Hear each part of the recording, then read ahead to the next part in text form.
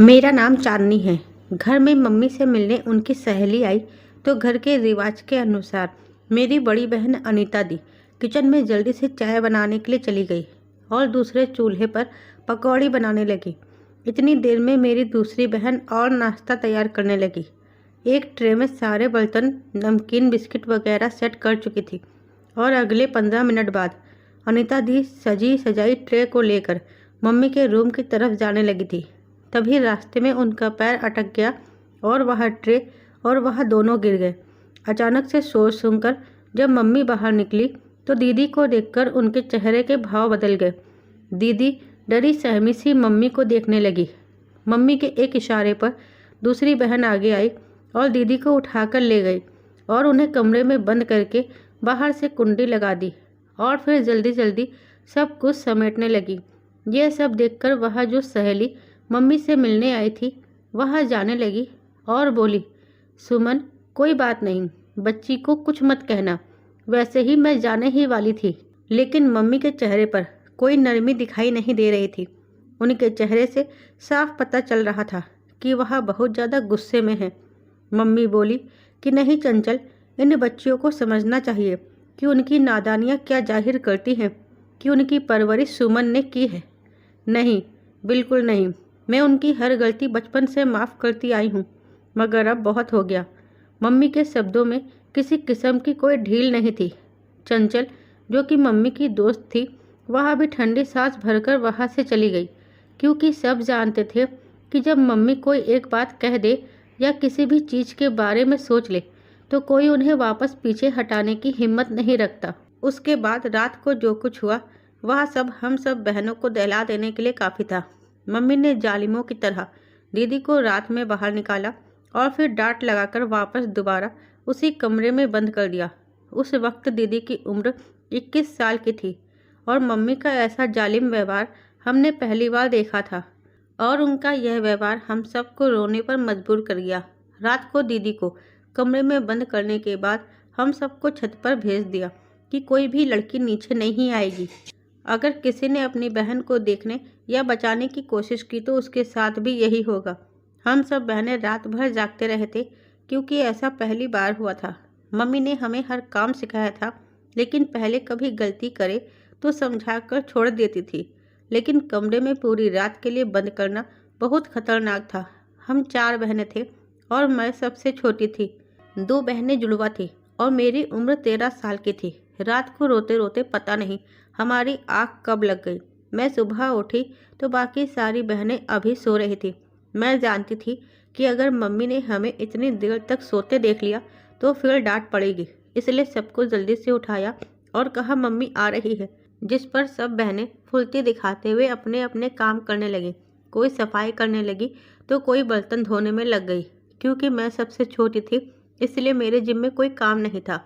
मैं सिर्फ छोटे मोटे काम काज कर दिया करती थी या कोई चीज़ किसी को चाहिए होती तो वह दे दिया करती थी। सुबह के 10 बजे मम्मी अपने कमरे से बाहर निकली और उस कमरे में चली गई जहाँ पर दीदी को बंद किया था। कुछ देर बाद दीदी कमरे में से लंगड़ा लंगड़ा कर चलते हुए बाहर निकली और उनके पीछे मम्मी भी बाहर आ गई। उनके हाथों में 500 के बहुत सारे नोट थे। दीदी के कमरे से बाहर निकलते ही मम्मी ने उस कमरे को बंद करके ताला लगा दिया और दीदी को एक गोली निकालकर पानी के साथ दे दी, जिससे मम्मी के इशारे से उसने खा ली थी। मम्मी ने सभी बहनों से कहा कि कोई भी शोर ना करे, तुम्हारी बहन सोने जा रही है। साथ में वह दीदी को सहारा देकर अपने कमरे में ले गई, जहाँ पर वह दीदी के सोते ही बाहर आई और हम सब के काम गौर से देखने लगी। हम सब बहनें अभी तक परेशान थी। कोई नहीं जानता था कि मम्मी ने ऐसा क्यों किया है। चलो, कमरे में बंद करने वाली बात तो समझ में आती है, लेकिन जब वह कमरे से बाहर निकली वह बुरी तरह से लंगड़ा रही थी। क्या वहाँ पर कोई था जिसने दीदी को पीटा या कोई और? मैं समझ नहीं पा रही थी। दोपहर को 1 घंटे हम सब बहनों को सोना होता था, लेकिन उस दिन नींद मेरी आंखों से कोसों दूर थी। मैं चाह कर भी सो नहीं पाई। मेरे सामने दीदी का बार बार बेबस और वो मुरझाया हुआ चेहरा सामने आ जाता था और मैं परेशानी से करवटें बदलती रही। अगर दीदी की गलती थी तो मम्मी ने उन्हें इतने प्यार से अपने कमरे में क्यों सुलाया? अब एक नया सवाल मेरे दिमाग में फन फैलाए बैठा था। इसका जवाब मैं कहीं से भी नहीं पा सकती थी। मेरे पापा सारा दिन बाहर बैठे जुए की बाजी पर बाजी लगाते और मम्मी कुड़ कुड़ कर अपना खून जलाती। उन्होंने पापा को 1000 दफ़ा मना किया था, यह बेटियों वाला घर है, इसके बाहर ऐसी हरकतें मत किया करो, मगर पापा कुछ समझने को तैयार ही नहीं थे। बस सारा दिन जुए में गुजारते और रात में पूरी रात नशा करते। उनकी हालत इस कदर खराब हो जाती कि मम्मी उन्हें पकड़कर घर में ले आती, लेकिन वह उन्हें गालियाँ बकता हुआ बाहर निकल जाते। मम्मी फिर से हिम्मत करके उन्हें अंदर बुलाती तो वह मम्मी को मार मार कर अधमरा करने के बाद वही दहलीज पर बेहोशी की हालत में गिर जाता। इस सब तमाशा से पहले मम्मी हम सब बहनों को कमरे में भेज देती और बाहर से ताला लगा देती, क्योंकि शायद वह हमें पापा के इस व्यवहार से बचाना चाहती थी। अक्सर पापा शराब के नशे में इतना मदहोश होते कि मम्मी को बेचने की बातें करते, जो हम बहनें कमरे में होकर सुनते थे। लेकिन मम्मी सख्त औरत थी, कभी पापा के एक शब्द से नहीं घबराई। उनकी मर्दानगी का ऐसा मुकाबला करते कि पापा दंग रह जाते और पूछते कि सुमन, तू औरत है या मर्द? इतनी ताकत तो मुझ में भी नहीं है।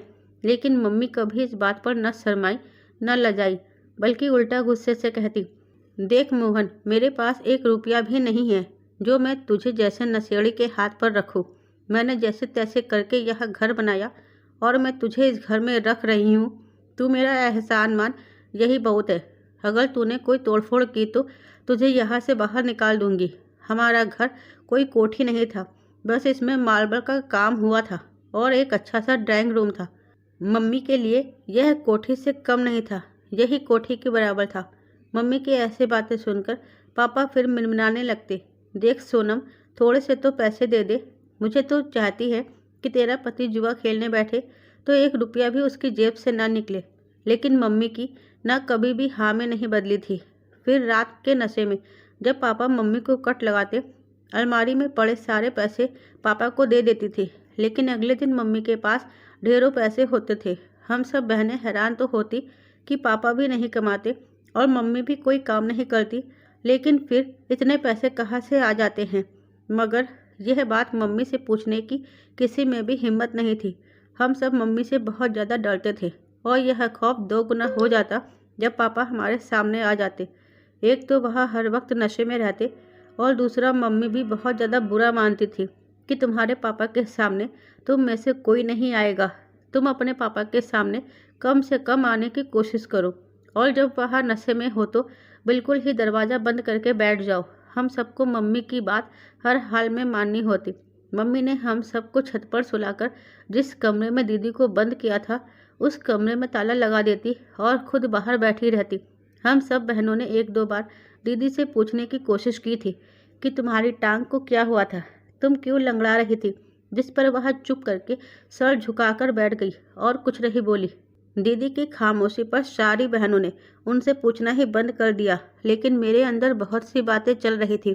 मैंने तकरीबन दीदी से 3 दिन सर खपाया, लेकिन वह टस से मस नहीं हुई और मुझे नहीं बताया। आखिर एक दिन जब मैंने उन्हें बहुत ज़्यादा तंग किया तो उन्होंने मेरे मुंह पर एक जोरदार थप्पड़ मार दिया और फिर चिल्लाकर बोली, तुम अभी बहुत छोटी हो, अच्छे से काम किया करो, किसी काम में कोई गलती मत करना, वरना मेरी जैसी सज़ा तुम्हें भी मिलेगी। और भगवान की कसम है तुम्हें मुझसे कुछ मत पूछना कि क्या हुआ था मेरे साथ। मैं अपना सवाल भूल गई थी और मैं बहुत ज़्यादा गुस्सा हो गई दीदी से और गुस्से में ही कमरे से बाहर आ गई। मुझे इतना ज़्यादा गुस्सा आ रहा था और उसके साथ रोना भी आ रहा था। बार बार दिल में यही बात आती थी, क्या था, बस मैंने तो यही पूछा था कि तुम लंगड़ा कर क्यों चल रही थी, ऐसी क्या सज़ा दी मम्मी ने। मगर दीदी ने कितनी ज़ोर से थप्पड़ मारा। अब कभी मैं उनसे बात नहीं करूँगी। इसी तरह रोते रोते मैं सो गई। मुझे लगा था कि मेरे बात न करने से मेरी बहन को फ़र्क पड़ेगा, मगर उसकी तो किसी चीज़ से भी फ़र्क नहीं पड़ता था सिवाय मम्मी के। मम्मी के एक इशारे पर वह खड़ी हो जाती और बैठ जाती। अब मम्मी रोज़ ही उनके कामों में कमियां निकालती। अगर कहीं मिट्टी का एक तिनका भी दिखाई पड़ जाता तो मम्मी दीदी को उस कमरे में भेज देती और अगले दिन बेचारी लंगड़ाती हुई वहाँ से चलकर बाहर निकलती। मुझे यह सब देखकर दीदी के लिए तरस भी आता था और मम्मी के लिए नफ़रत बढ़ती जाती थी। अगर सज़ा ही देनी थी तो फिर सुबह को आराम की गोली क्यों खिलाती थी। बेचारी दीदी के लिए मेरा गुस्सा भी थोड़े दिन में ख़त्म हो चुका था, क्योंकि मुझसे बहन की तकलीफ़ देखी नहीं जाती थी। एक दिन जब मेरी दूसरी बहन कोमल से सब्जी जल गई तो मम्मी बहुत ज़्यादा गुस्सा हो गई और रात के समय मेरी उस बहन को भी उस कमरे में बंद करके ताला लगा दिया। खुद हम सब बहनों को छत पर भेजकर खुद बाहर कुर्सी रखकर बैठ गई। हम सब बहनों को अब आदत हो चुकी थी तो हम सब बहनें सो गई। मगर रात को सूसू करने के लिए जब मेरी आँख खुली तो अनीता दी घुटनों में सर दबाए बैठी थी। मुझे लगा शायद उनकी टांग में दर्द हो रहा है, तभी वह ऐसे बैठी हैं। मैं जल्दी से दीदी के पास गई और उनका सर उठाया तो वह बिना आवाज़ बहुत बुरी तरीके से रो रही थी। मैं घबरा गई। हे भगवान, ज़्यादा दर्द ना हो रहा हो। वैसे भी पापा नशा करके पड़े हुए होंगे तो दीदी को डॉक्टर के पास लेकर कौन जाएगा। दीदी, क्या हुआ है? दर्द हो रहा है? मैं मम्मी को बुलाऊं? दीदी ने पहले मेरी बात का कोई जवाब नहीं दिया, लेकिन जब मैंने मम्मी को बुलाने की बात की तो वह चौंक गई और जल्दी से अपने आंसू पोंछ लिए। नहीं चांदनी, मुझे दर्द नहीं हो रहा और मम्मी को नहीं बुलाना। मैं किसी और वजह से रो रही हूँ। यह बात सुनकर मेरा शक फिर से अंगड़ाई लेकर जाग चुका था। और कौन सी बात है दीदी, मुझे भी बताओ। मैं धीरे से दीदी के और करीब आ गई क्योंकि मुझे ऐसा लग रहा था कि आज दीदी मुझे सब कुछ बता देंगी। तभी मैं इतने जोश में आ गई थी, लेकिन ऐसा नहीं हुआ। दीदी ने फिर एक बार मेरी उम्मीदों पर पानी फेर दिया और मुझे कुछ भी नहीं बताया। वह मुझसे सिर्फ इतना बोली, चांदनी, तुम कभी भी कोई गलती नहीं करना। इतना अच्छा काम करना कि तुम्हें मम्मी कभी भी कोई सज़ा ना दे सके। मैं उनकी बातें ध्यान से सुन रही थी। फिर पूछा, दीदी तुम क्यों रो रही हो? मैं उनकी बात पर बहुत हैरान थी। तभी दीदी दिल में मचलता सवाल जबान पर ले आई, कुछ नहीं, बस मुझे कोमल की फिक्र है जिसे मम्मी ने कमरे में बंद कर दिया है। मैं इसीलिए रो रही हूँ। बेचारी कैसे रहेगी वहाँ। मुझे दीदी की बात से बस थोड़ी सी सहमति थी। दुख तो होना चाहिए, लेकिन तुम भी तो देखो, कोमल दीदी ने सब्जी कितनी बुरी तरीके से जलाई और नतीजे में हमने आज रात का खाना भी नहीं खाया। मुझे सब्जी जलने का बहुत बुरी तरीके से दुख था। आज मेरा मनपसंद खाना बन रहा था जिसकी वजह से मम्मी ने उसको कमरे में बंद कर दिया था। मुझे मेरे दुख में कोमल दीदी की सज़ा भी सही लग रही थी। मेरी बात पर दीदी की रोती हुई आंखें एकदम से छोटी हुईं और फिर अगले ही पल उन्होंने मेरी कमर पर एक जोरदार घूंसा मार दिया। कितनी खुदगर्ज हो तुम चांदनी। उधर तुम्हारी बहन को सज़ा मिल रही है और तुम ऐसी बातें करके मेरा दिल जलाने पर तुली हुई हो। प्रार्थना करो कभी तुम पर यह वक्त न आए जब तुम्हें पता चलेगा कि असली गम क्या होता है। मेरा सारा गुस्सा झाग की तरह बैठ गया। मैं अपनी दीदी को घूरते हुई वापस अपने जगह पर आकर लेट गई, यह कहती हुई कि करवा लो मुझसे अब छोटे मोटे काम। बड़ी आई मेरी यह परेशानी थी। मैं बहुत ज़्यादा जज्बाती थी। अगले दिन जब मम्मी ने कोमल दीदी को भी कमरे से बाहर निकाला तो उन्हें गोली देकर अपने कमरे में सुला दिया। हम सब बहनों को मना कर दिया कि शोर बिल्कुल भी मत करना। अगर किसी ने शोर किया तो अच्छा नहीं होगा। मम्मी के शब्द हमें हमेशा ही डरा देते थे, तो मैं भी दुबक कर एक कोने में बैठ गई। मैंने सोच लिया था शाम को कोमल दीदी से पूछूंगी। वह थोड़ी ना दीदी की तरह है जो कुछ बताए ही ना। मुझे यकीन है आज सब कुछ पता चल जाएगा। लेकिन मेरी किस्मत, शाम को दीदी जब सोकर बाहर निकली तो चुपचाप घर के कामों में बिजी हो गई। मैं जो कामों से दूर भागती थी, जल्दी से अपनी बहन का हाथ बटाने लगी और बातों ही बातों में पूछा, कोमल दीदी क्या हो रहा है? आपकी टांग को ज़्यादा दर्द हो रहा है तो दवा दूँ? लेकिन दूसरी तरफ बिल्कुल खामोशी थी। मैंने 3-4 बार यही बात पूछी, लेकिन जब वहाँ से कोई जवाब नहीं आया तो मैं चिढ़ गई और गुस्से से बोली कि पता नहीं भगवान बड़ी बहनें बनाता ही क्यों है, जिससे कुछ भी पूछो बस चुप्पी और खड़ा ही है। अनीता दीदी से पूछो तो वह भी कुछ नहीं बताती, तुमसे पूछो तुम भी चुप हो। मेरी बात सुनकर उन्होंने बहुत दुख से कहा, चांदनी, अगर हम किसी एक ही बात का जवाब नहीं दे रहे हैं तो क्या यह अच्छी बात नहीं? तुम यह सवाल बार बार ना करो। इन सब बातों का जवाब ना देने की भी एक वजह है और तुम बहुत छोटी हो। फालतू सवाल जवाब करने से अच्छा है तुम अच्छे से काम किया करो। प्रार्थना करो कि कभी तुमसे कोई गलती ना हो। इतना कहकर कोमल दीदी की आंखों में आंसू आ गए और मैं भी डरकर वहाँ से चली आई। ये क्या हर कोई प्रार्थना ही करवा रहा था कि मुझसे कोई गलती ना हो? क्या पता मम्मी कैसी भयानक सज़ा देती हो। इसलिए बेहतर है मुझे सच में कोई गलती ना करनी चाहिए। मैं रात को लेटे हुए यह सब सोच रही थी जब इन बातों ने मुझे डरा कर रख दिया। अगली सुबह उठी तो हमारे घर में मजदूर काम कर रहे थे। हम सब बहनें बहुत हैरान हुई। अभी 3 महीने पहले ही तो मम्मी ने यह घर गिराकर दोबारा बनवाया था, फिर अब क्यों मजदूर बुलवाए हैं?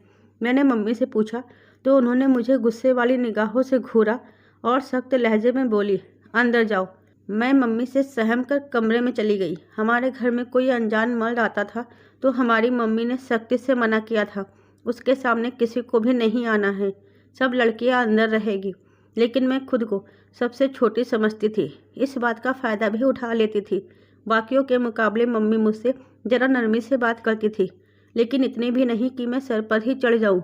हम पूरा दिन कमरे में हैं और खाना भी कमरे में ही खाया। मम्मी ने खाना होटल से मंगवाया और हमें कमरे में ही दे दिया।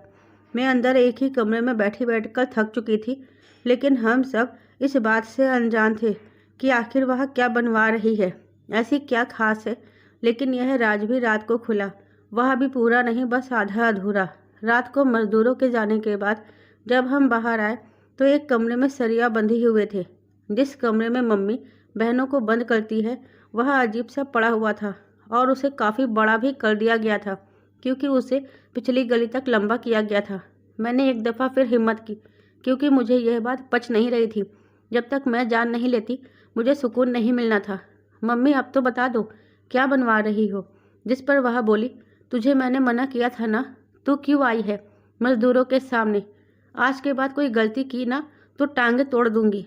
तभी इस वक्त पर अनीता दीदी, वो कोमल दीदी का लंगड़ा कर चलना याद आया और मैं डर की वजह से चुप हो गई। अच्छा माफ़ कर दो मम्मी, लेकिन बता तो दो, मैं बेटी नहीं हूँ तुम्हारी अच्छी वाली? जहाँ पर कुछ और काम ना आए वहाँ पर मक्खन लगाना बहुत अच्छा है। मैंने भी यही तरकीब लगाई और मासूम बनकर पूछा तो वह कहने लगी, जेल बनवा रही हूँ तुम सबके लिए। अब से जो गलती करेगा वह यही बंद होगी। मुझे लगा मम्मी मजाक कर रही है और मैं इस बात पर हंसने लगी, लेकिन वह मजाक नहीं कर रही थी, वह सच कह रही थी। तभी मेरे हंसने पर नाराज़ होकर बोली, चांदनी ये क्या बदतमीजी है? अगर मम्मी कोई बात कहे तो दांत नहीं निकालते, बल्कि उसे गौर से सुनते हैं और उस पर चलने की कोशिश करते हैं। अगर आज के बाद तुमने कभी ऐसा व्यवहार अपनाया तो मुझसे बुरा कोई नहीं होगा, और सबसे पहले तो मैं तुम्हें ही जेल के अंदर बंद करूँगी। मम्मी की इस बात ने एकदम से मेरी हंसी को ब्रेक लगवा दी और मैं डरी हुई नज़रों से उन्हें देखते हुए बोली, मम्मी क्या तुम सच कह रही हो? लेकिन इस बार वह नहीं बोली और मुझ पर गुस्से की निगाह डालते हुए अपने कमरे में चली गई। पीछे से दीदी ने मेरा हाथ पकड़ लिया और अपने कमरे में ले गई। चांदनी पागल क्यों बनी बैठी हो? इतनी बार तुम्हें मना किया है कि फिजूल सवाल मत किया करो। अगर मम्मी को गुस्सा आ गया तो बहुत बुरा होगा तुम्हारे साथ। तुम समझती क्यों नहीं हो? तुम इन सवालों का पीछा क्यों नहीं छोड़ती? 1000 मर्तबा मैं तुम्हें मना कर चुकी हूँ, लेकिन तुम हो कि अपनी बात पर लटकी हुई हो। रुक जाओ, मत करो पीछा इन बातों का, एक दिन खुद पता चल जाएगा, फिर तुम रोती फिरोगी।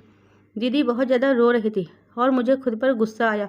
मैं क्यों इन बातों के पीछे भाग रही हूँ, जबकि यह बातें अच्छी भी नहीं हैं, यह जानते हुए भी कि दोनों बहनों के क्या हाल हुए। मैं बस अपने शक के पीछे बार बार कोमल दीदी और अनीता दीदी से पूछकर उन्हें तकलीफ़ दे रही हूँ। उस रात मैंने दीदी से वादा किया कि आज के बाद मैं इस बारे में किसी से कुछ नहीं पूछूंगी और हर काम बहुत अच्छा करूँगी। मम्मी को कभी भी शिकायत का मौका नहीं दूंगी। बस मुझे इस बार माफ़ कर दो, मैंने तुम्हारा दिल दुखाया है। दीदी इस बात से बहुत ज़्यादा खुश हुई। अपने बेड के नीचे से 500 रुपये निकाल कर मुझे दिए। मैं हैरान रह गई, उनके पास इतने सारे पैसे कहाँ से आए? मम्मी तो हम में से किसी को भी खर्चा नहीं देती थी। मैंने दीदी से पूछा तो वह मुस्कुरा दी और बोली, तुमने देखा है ना कि जब मैं कमरे से बाहर आती हूँ तो मम्मी 500 के नोट कितने उठाती हैं। मैंने इस बात पर जल्दी से सर हाँ में हिला दिया। दीदी कहने लगी, मैंने भी उन्हीं पैसों में से कुछ उठा लिए थे। अब यह तुम्हारे हुए क्योंकि तुम अब मेरी बात मान रही हो, और अगर तुमने मुझसे किया हुआ वादा तोड़ा तो मैं उसी दिन तुमसे हमेशा हमेशा के लिए खफा हो जाऊंगी और कभी बात नहीं करूंगी। मैंने उन्हें यकीन दिलाया कि कभी भी ऐसा नहीं होगा कि मैं तुम्हारे साथ किया हुआ वादा तोड़ दूं। मैंने उस रात सबको यही यकीन दिलाया कि इस बारे में आज के बाद कोई बात नहीं करनी। अगर मैं ऐसे ही पूछती रही तो मम्मी मुझे ही जेल में ना डाल दे। अगले दिन फिर मम्मी ने हम सबको कमरे में बंद कर दिया, क्योंकि पापा अपने किसी दोस्त के पास गए थे और फिर वह वापस आए थे। उस दिन भी पापा ने मम्मी से पैसे मांगे और मम्मी ने देने से मना कर दिया, जिस पर दोनों के बीच एक बहुत बड़ा झगड़ा हुआ। यहाँ तक कि पापा मम्मी को मारने पीटने लगे और मम्मी पापा से अपना बचाव करने की कोशिश करने लगी। लेकिन पापा ने स्टील का फूलदान उठाया। जैसे ही वह फूलदान मम्मी के सर पर मारने की कोशिश करने लगे, वैसे ही उनका पैर बुरी तरह से फिसल गया। पैर फिसलते ही पापा का खुद का सर जमीन पर लगने से फट गया। मम्मी जल्दी से गली में ही मौजूद डॉक्टर के पास गई। डॉक्टर ने बताया कि पापा का देहांत हो चुका है। यह सुनकर मम्मी बहुत ज़्यादा रोई और हम सब बहनों को भी कमरे से बाहर निकाल दिया।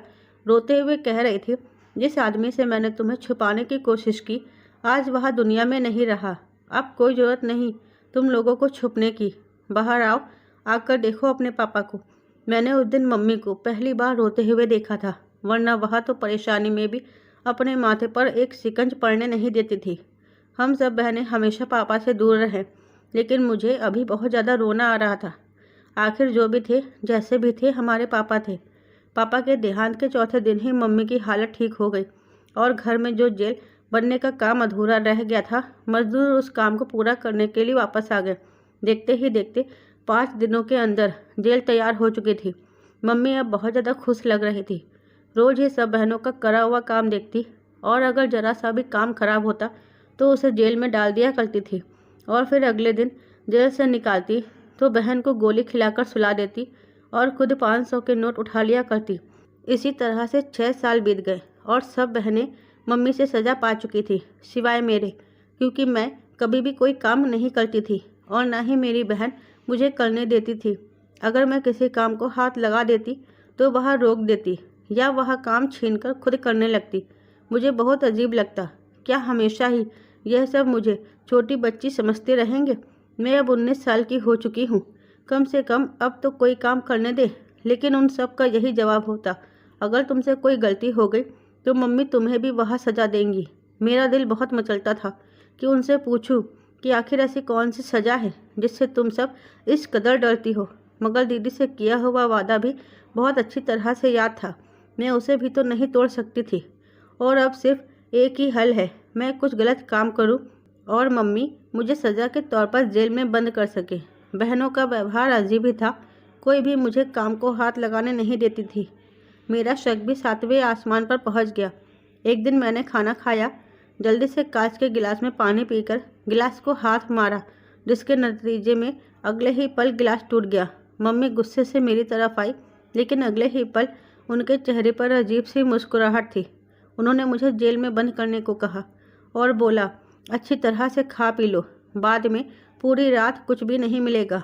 मैंने किचन में जाकर अच्छी तरह खाना खाया तो मेरे पीछे मेरी एक बहन चली आई और मेरा दुपट्टा खुद ओढ़कर घूंघट निकाल दिया। मैं चीख पड़ी कि नहीं, मुझे खुद जाना है।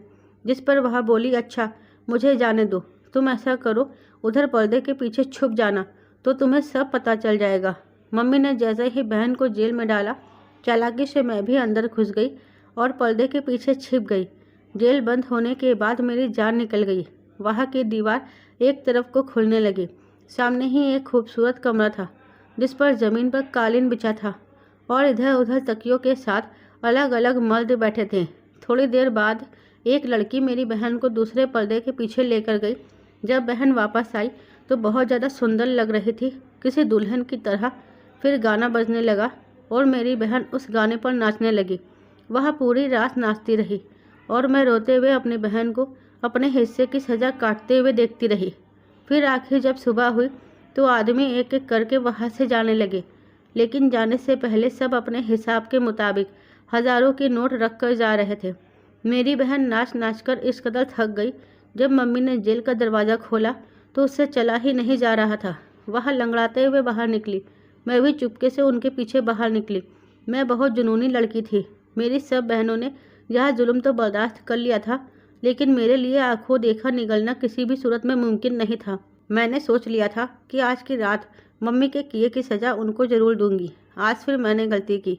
मम्मी ने मुझे भेजना चाहा तो बाकी बहनों ने मना कर दिया कि हम चले जाते हैं, लेकिन मैंने जिद करी और खुद जेल के अंदर गई। रात को वहाँ जाने से पहले मैंने एक बहुत बड़ा कदम भी उठाया था, और वह भी यह कि हमारे मोहल्ले में ही एक सास ने अपनी बहू को मारा था, तो मीडिया वाले आए थे। जाते वक्त मैंने उनका कार्ड गली में से गिरा पड़ा उठा लिया था और ना जाने कैसे बचपन से वह कार्ड मेरे पास रखा रह गया। पापा क्योंकि मर गए थे तो मैंने उनका मोबाइल उठाकर मीडिया वालों का नंबर मिलाया और उन्हें सब बता दिया। यह भी बताया कि आज रात आपको अपनी आंखों से सच पता चल जाएगा। वह लोग मेरी बातों पर यकीन करके आ गए और जैसे ही मम्मी मुझे जेल में लेकर गई, वह भी पीछे कैमरा लिए चले आए और मम्मी की करतूतों को कैमरे में रिकॉर्ड कर लिया। मम्मी बहुत घबरा गई, बार बार मुझे गुस्से से देखते हुए अपने सीने से लगाने लगी कि मेरी बेटी तो पागल है वगैरह वगैरह। मीडिया वालों ने पुलिस को भी बता दिया और अगले 4 घंटों में मम्मी जेल में बैठी थी। मेरी सब बहनें मुझसे बुरी तरह से नाराज़ थी कि मम्मी के साथ ऐसा क्यों किया, मगर मैंने कोई जवाब नहीं दिया। मैं बस अपनी बहनों को बचाना चाहती थी। अगले दिन एक लड़की कांस्टेबल ने हमें बताया, उस औरत ने जुल्म किया है। तुम लोग उसकी बेटियां नहीं हो, बल्कि उसने अलग अलग जगह से तुम्हें उठाया है, सिर्फ यह कारोबार करने के लिए। इसका पति भी खुद की मौत नहीं मरा, बल्कि इस औरत ने खुद मारा है, क्योंकि वह तुम सबको बेचना चाहता था, जबकि यह औरत उम्र भर की कमाई खाना चाहती थी। ये बात सुनकर हम सब बहनों पर गम का पहाड़ टूट पड़ा। पुलिस ने कहा कि वह हमें हमारे असली माता पिता के पास तक पहुंचा देगी, लेकिन हम सब ने मना कर दिया और हम सब ने एक साथ रहने का सोचा, क्योंकि हम सब बहनें कभी अलग नहीं होना चाहते थे। हम हमेशा एक साथ रहेंगे। तो दोस्तों, इस कहानी पर आपकी क्या राय है, मुझे कमेंट बॉक्स में बताएं। कहानी पसंद आई है तो कहानी को लाइक और शेयर करें। चैनल पर नए हैं तो चैनल को सब्सक्राइब जरूर करें, साथ ही बेल आइकन को प्रेस करें, जिससे वीडियो की अगली अपडेट सबसे पहले आपको मिले।